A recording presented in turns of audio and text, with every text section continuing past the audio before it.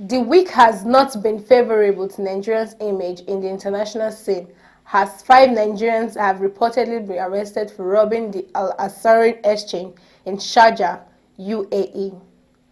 The 5-man robbery gang allegedly broke into the local money exchange center and carted away with about 2 million Arab Emirates Dirham, which is about 200 million naira.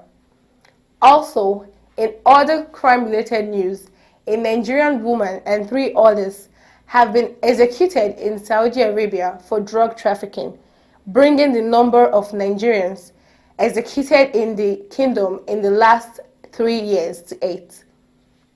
This is a growing concern for the Nigerian government and the authorities responsible for Nigerians in diaspora, has voiced out their disdain for this development. Briefing State House correspondents at the presidential villa, the special assistant to the president on diaspora matters, Honorable Abike Dabiri-Erewa, described these occurrences as disturbing and embarrassing. The issue with the drugs in Saudi is this.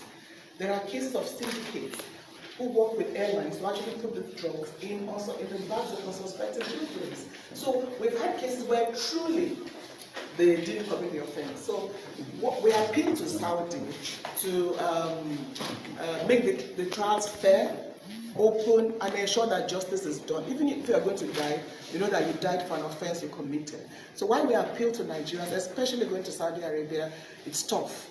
Obey the laws of the land. Even kola nut is treated as a drug.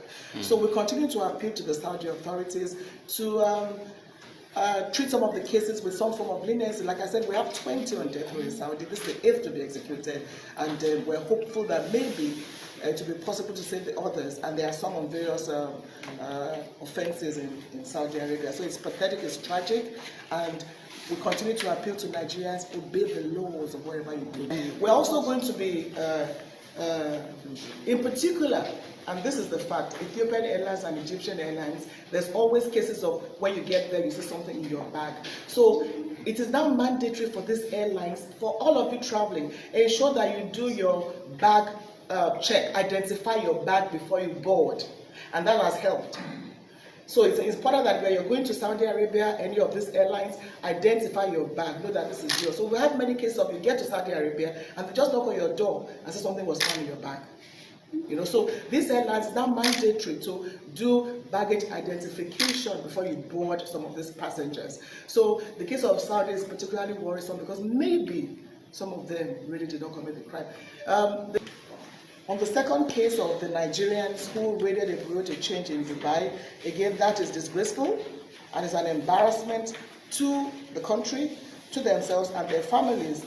And the names of the 5 of them who allegedly raided a bureau de change, which was captured on Tochukwu Leonard Alice, Chile Mika Ndunagu. These 5 Nigerians who allegedly committed this offense are a disgrace to this country and is an embarrassment. So if UAE decides to be hard on Nigerians, we're going to say they're being hard on us. But we continue to say that one bad apple should not spoil the whole bunch.